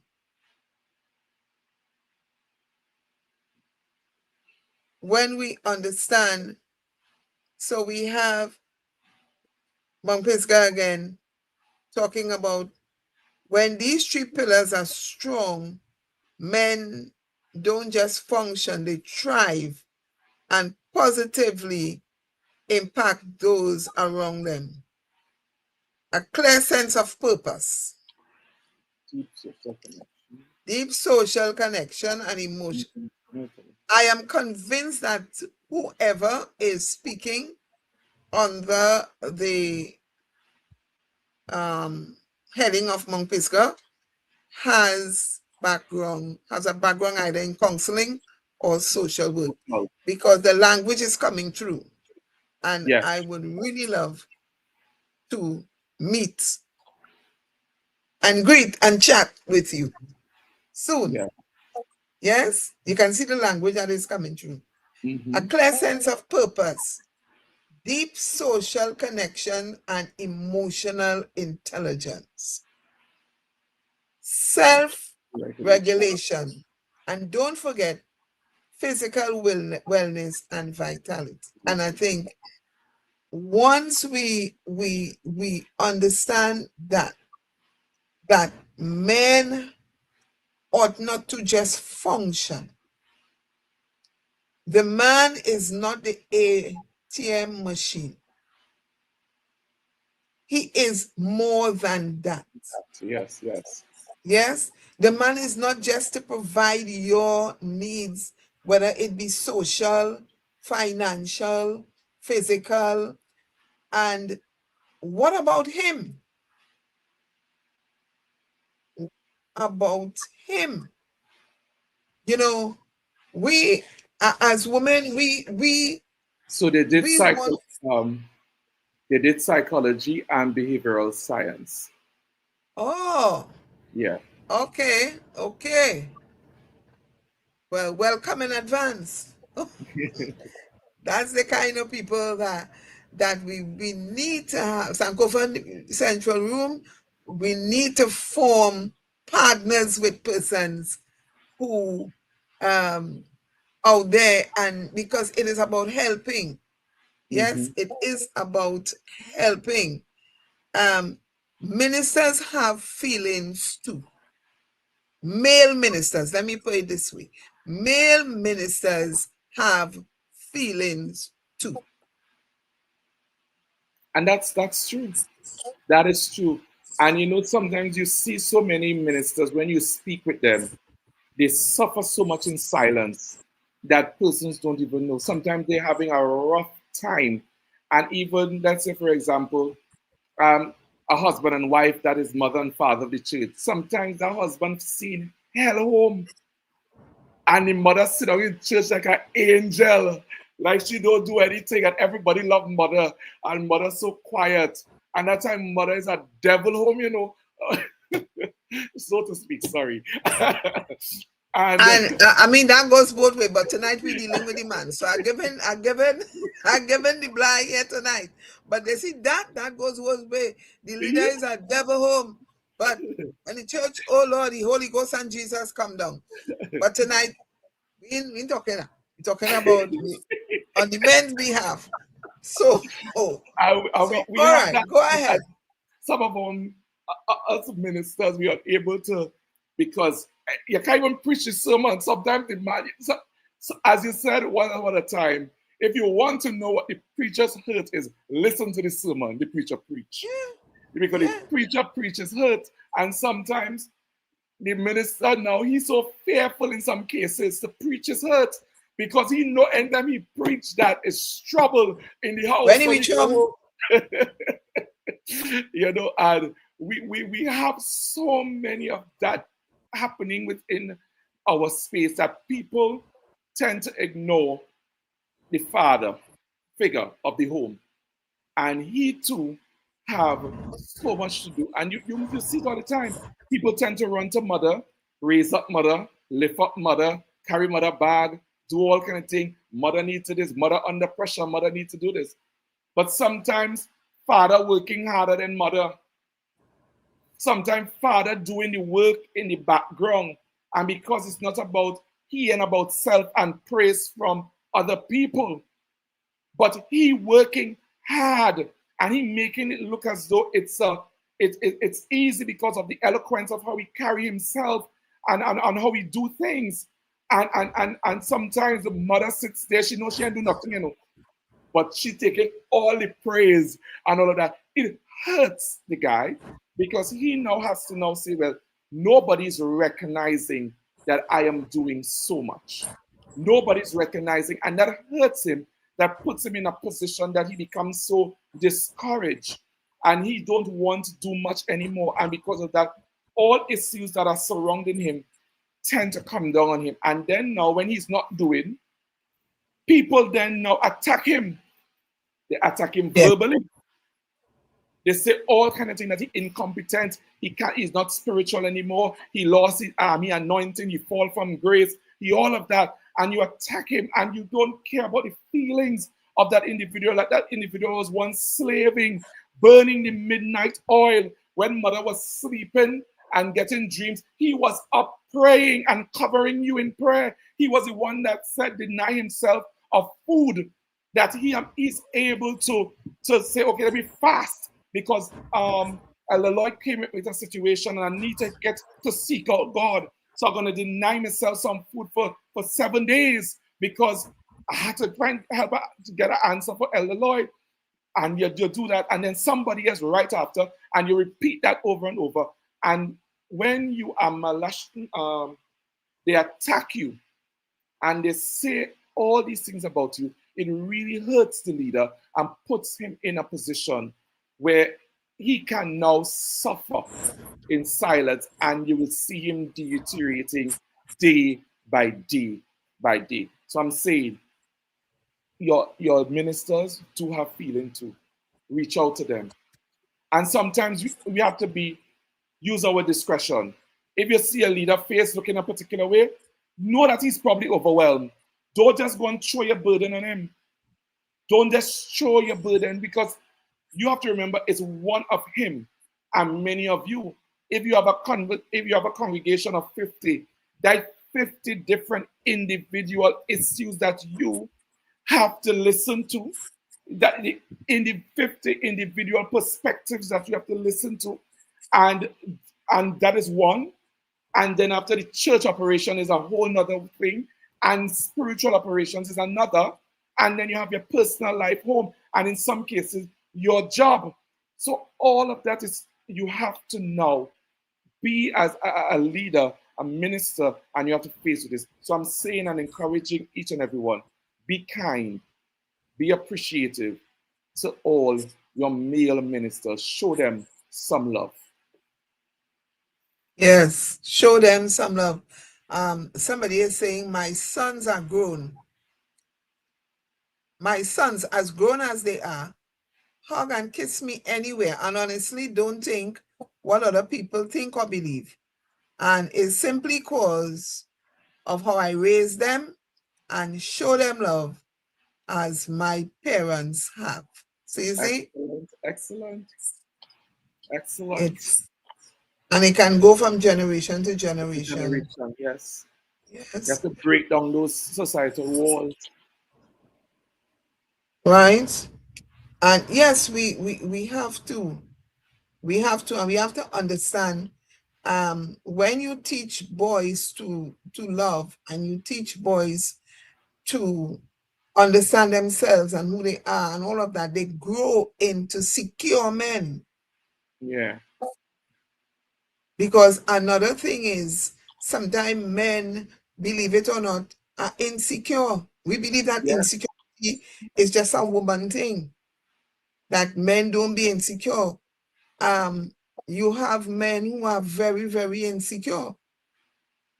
And that can lead again to violence, to domestic violence. Mm-hmm. Because all they have to see is you, their wives or girlfriend or whoever, talking to somebody, and they believe that, that person is, yes, because that person is better than them, that person is more equipped than them, and that kind of thing. And so we have thing. So we have a comment coming again. Teaching a son how to love is less about formal lectures and more about the daily atmosphere you create, which is so true. It starts by modeling healthy, respectful relationship and normalizing vulnerability. So he learns that emotional openness is a strength, not a weakness.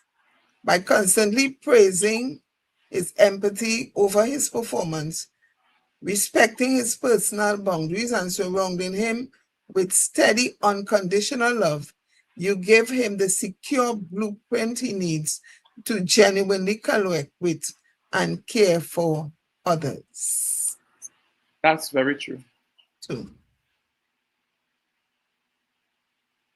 And that is, that is putting it well said, putting the icing on the cake. And so tonight, again, we see that this topic has spurred a lot of interest. There were some comments that they were coming so fast I could not really capture all of them.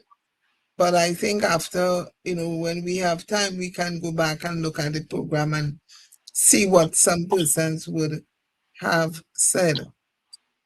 I understand that saying there is more women than men, but why do you feel there is less men in church, but more in Orisha? May I ask that we deal with that another time? Because, every program we deal with the church and why is this happening in the church and why is that? Tonight, we really wanted to deal with men, and we wanted to deal with them from a psychological, social, emotional place. We wanted to talk about what is happening with men per se and how society view men. When we talk about abuse and disrespect, we aren't talking about weakness. We are talking about human dignity. A man's value is not contingent upon his ability to absorb maltreatment without complaint.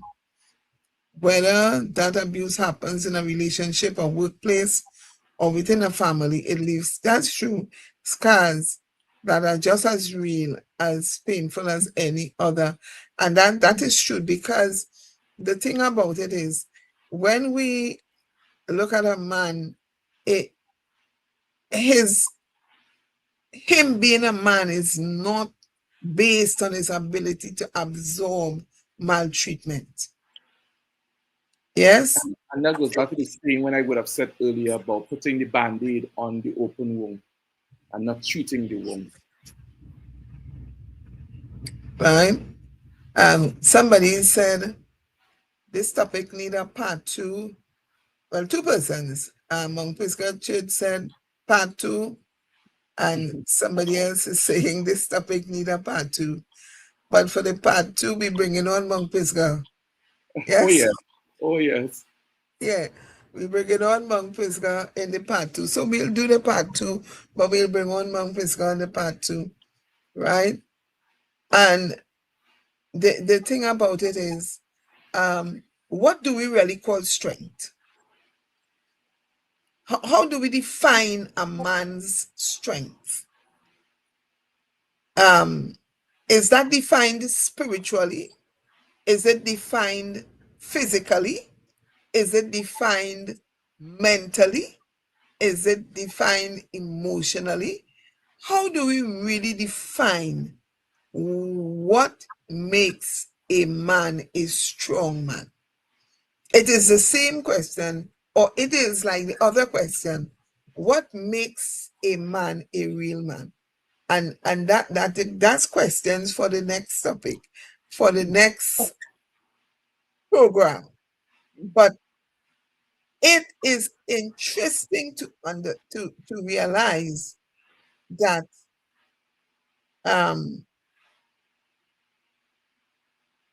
how we define a strong man.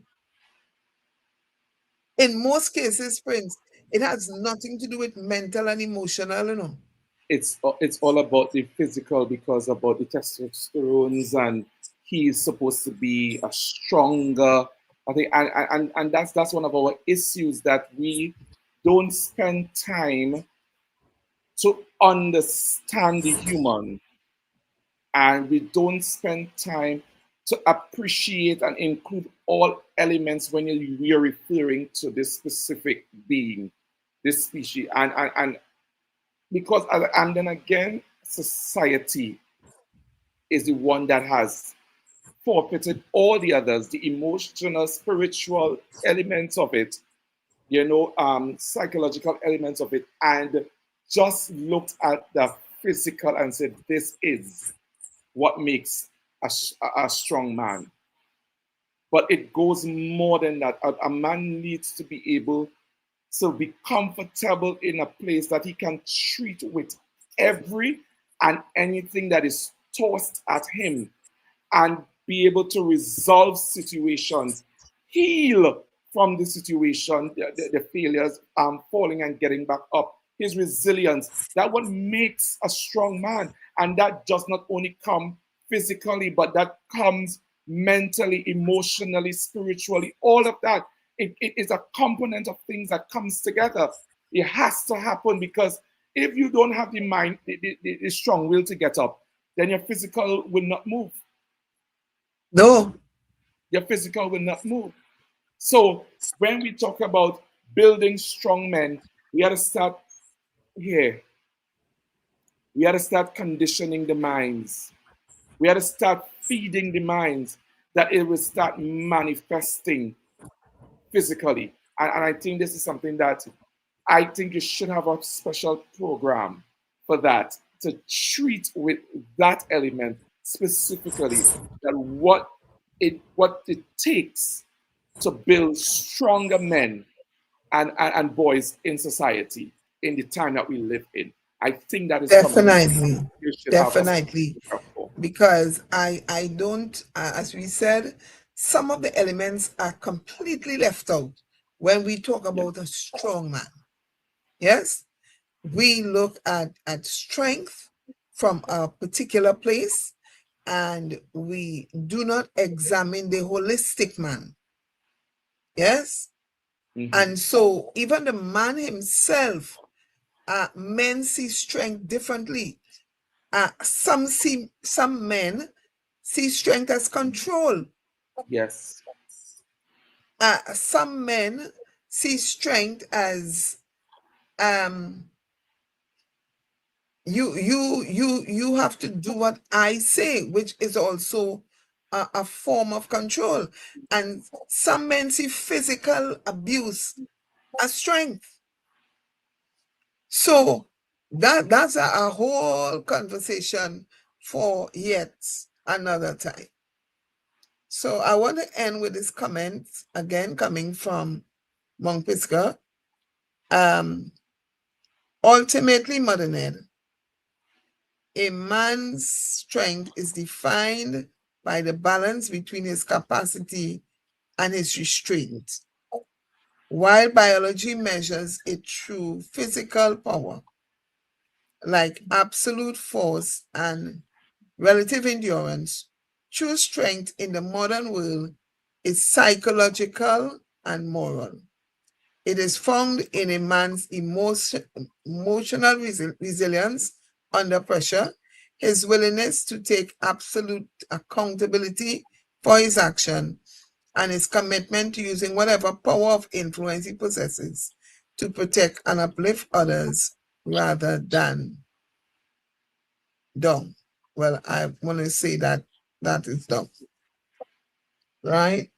And again, this is the sum total of looking at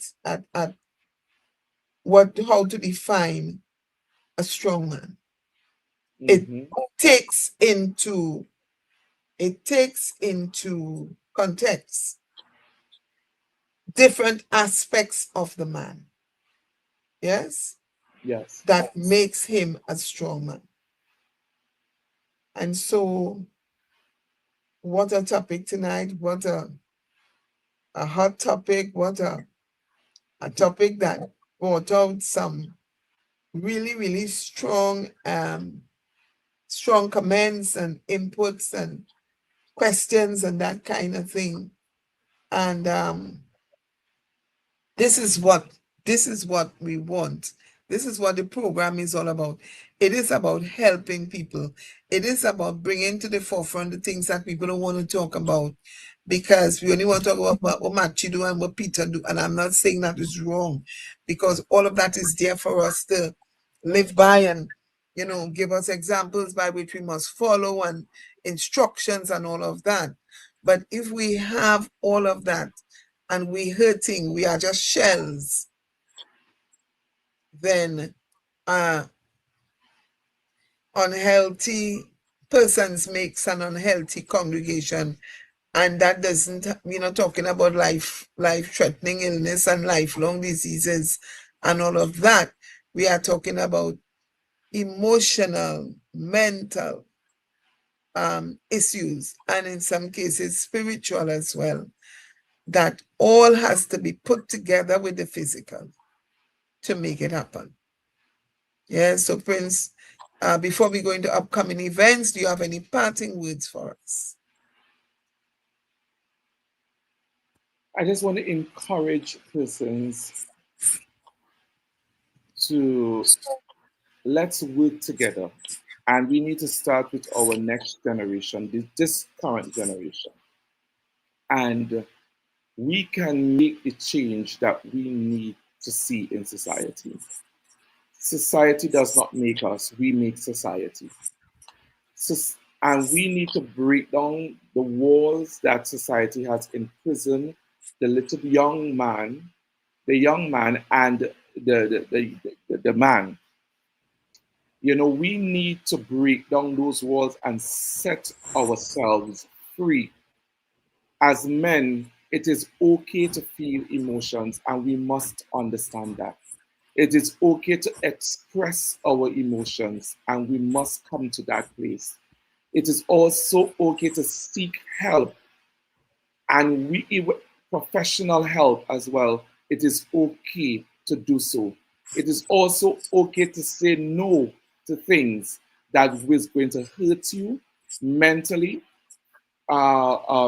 emotionally, and because we need to understand that in order for us to become the best versions of ourselves, we need to tap into every single element that makes us up. And we need to understand to have a proper balance and to vibrate on the right frequency that we are on as men. We need to tap into every single bar that makes us up as men. And I'm saying to each and every one of you, any man that is out there that is hurting, Sankofa Central Room is hearing you. Reach out to Sankofa Central Room. Let's help you get the help that you need. Let's direct you in the place that you can get help, even if the help cannot happen here.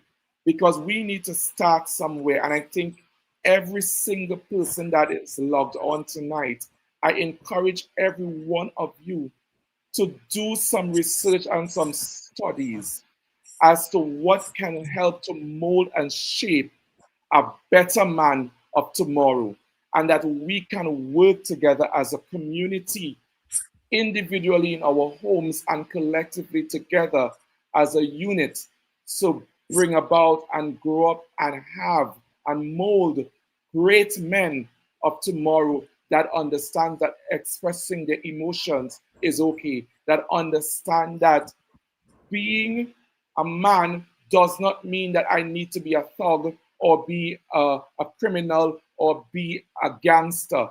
But it's okay. It is okay for me to be soft spoken. It is okay for me to be emotional. It is okay for me to hug. It is okay for me to hug my own son. It's okay for me to show affection to my wife. It is okay for me to understand that I will cry, and it's okay to cry and cry anywhere, because we we need to know how we function as men and to fix what needs to be fixed and get to that place that we all need to get to. I encourage you. God loves you, and may God richly bless each and every one of you.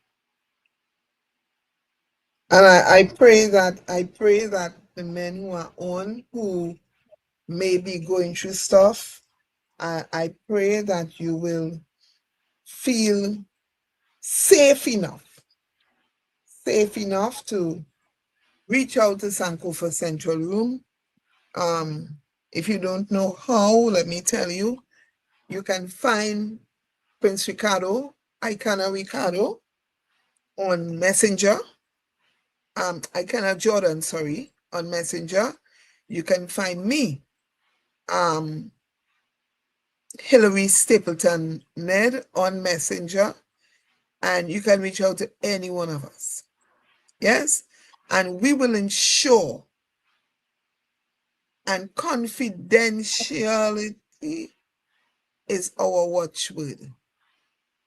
We will ensure that you will get the help that you need.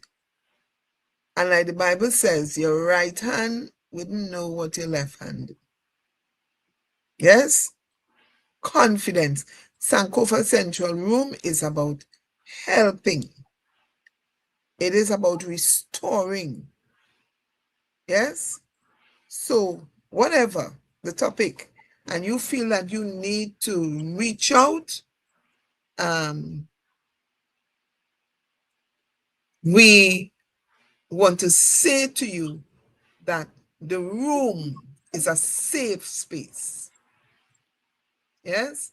And not, well, you try somebody and they tell you them same thing before. We are not those people. We are here to help. Yes, we can help make the difference. Right? Our elect lady and the Sankofa Central Room be blessed as a sacred space of remembrance, wisdom, and alignment, honoring and the profound truth that we must look to our past to understand our present and build. We ask for a special blessing over every viewer who enters this space. May their mind be inspired, their spirit renewed, and their hearts grounded in the rich heritage and truth. Let this room always remain a sanctuary of enlightenment and protection. And we thank you so much, Mom Pisgah. We thank you because this is what it is all about. And in agreement, we say, Amen. Somebody is saying, message received and thanks for the blessing. This discussion has given me empowerment, confidence, and encouragement. And that is what it is about. Yeah? You know, we don't just come and talk because we could talk. We come and we talk because if we can help one person on the journey, we would have done a great work. Yes? And so we'll just look at some upcoming events. Shepherd Christian, you can put them up. Upcoming events. And on Sunday coming, Mount Zion Deliverance Temple, which is under the stewardship of Lord Bishop Nigel Safe, is going to Digomating North Community Center, where they will be meeting with St. Catherine's Spiritual Baptist Church under the leadership of Bishop George Lloyd and Mother Indira Palmer, and their members. And that is going to be on Sunday from 10 a.m. Come. The entrance fee is $50. Come and give your support and get a word. Yes, there are many of us who are struggling with different issues, and we don't realize that we are trapped in our own personal closet. Come and get a word that will help you. And that is going to be Sunday coming, and it promises to be a spirit-filled day, a day filled with experience and spiritual teaching. On the 19th, which is next week, Sunday, because time is moving so fast, Gethsemane Youth Pilgrimage is going to Great Emmanuel Spiritual Baptist Temple. However, they are meeting at St. Jude Spiritual Baptist Church, O'Meara Road, South Arima, and that is at 10 a.m. Yes, that is the young people. They are going to meet with Bishop Mahes at O'Meara Road. You are invited to attend.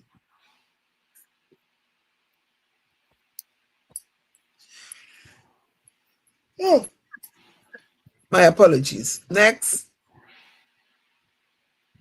St. Anne's Mystical Healing School, and that is also on the 19th of July. And that takes place at Torrendale Community Center, San Fernando, at 1 p.m. And this is Bishop Sean Isaac. This is his ministry, and they are having their anniversary Thanksgiving. And this starts at 1 p.m. and all are invited.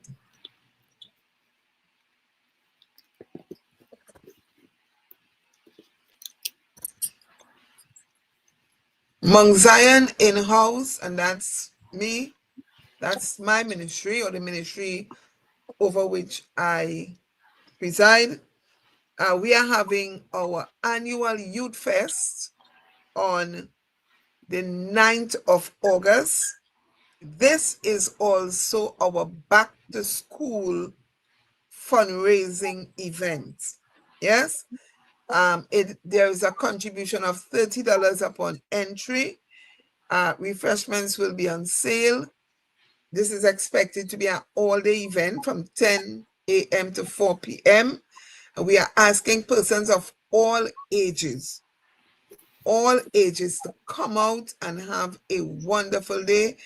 We have some dynamic youth speakers. We have youths who will be doing performances and that kind of thing. Come out and support the youth.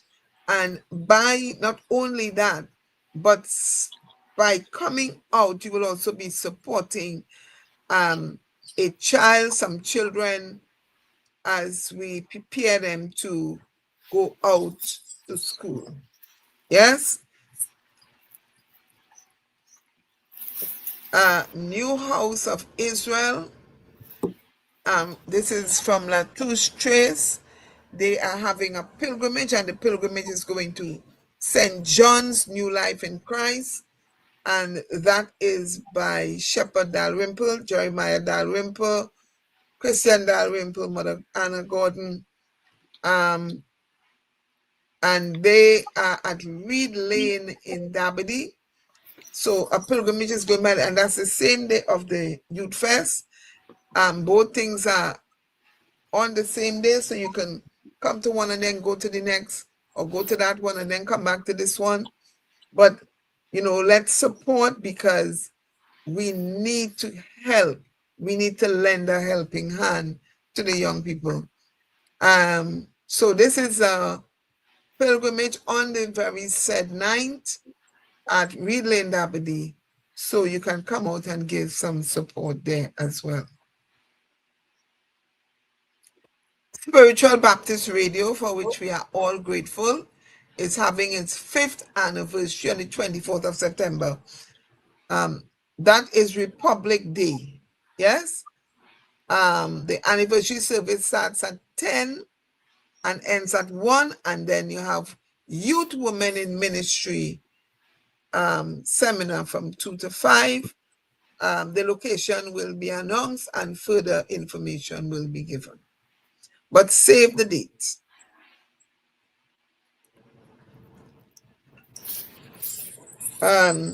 Somebody would have sent me a flyer, and I would have just looked at my phone and see it and just sent it on. So next week we'll probably have it on the screen.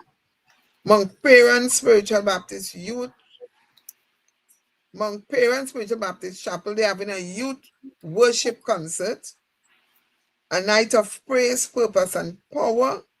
And that is on July the 31st at 6 p.m. This is at 18 Niblet Street, Enterprise, Shogunas. Yes? And the contribution is $100 and light refreshments will be served. So this is July the 31st, Youth Worship Concert at Niblet Street, Enterprise. And so I want to say thank you to all our viewers. I want to thank every person who would have had an input tonight in tonight's show. I want to thank persons who were on but did not comment, but you were on, you were giving support. I appreciate every elder who would have joined us tonight.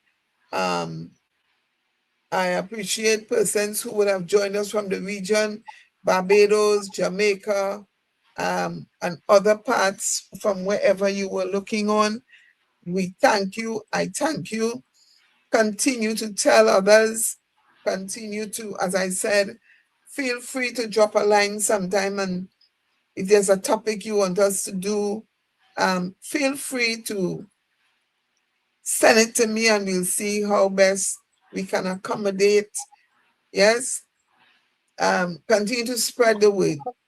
Let people know that help is available. Sankofa Central Room is here for each and everyone. It's not a Baptist forum. It is a people forum. Yes? So may God bless us to you, Prince. Thank you again. Thank you again. Again, you have done a marvelous job. And but let me say my favorite thing. Soon come again. Soon come, soon come. I didn't know soon come would have been this week, though. I thought soon come would have been some months down the road, But soon come, it is always a pleasure sitting with you. It's always a pleasure sharing this platform with you. And the old people say your presence is make me feel like paradise. I thank God for you. I thank God for knowing you, and may God just continue to use you in a mighty way. Yes, to all our. And it's always a pleasure at my end. You're always. Thank you so much. Ambassador saying, Papa.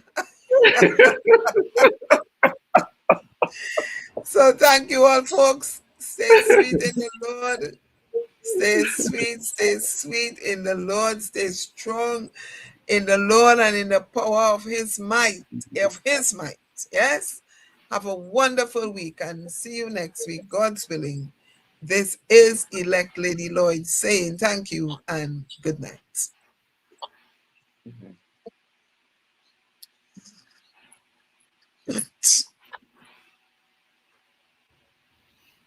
Can we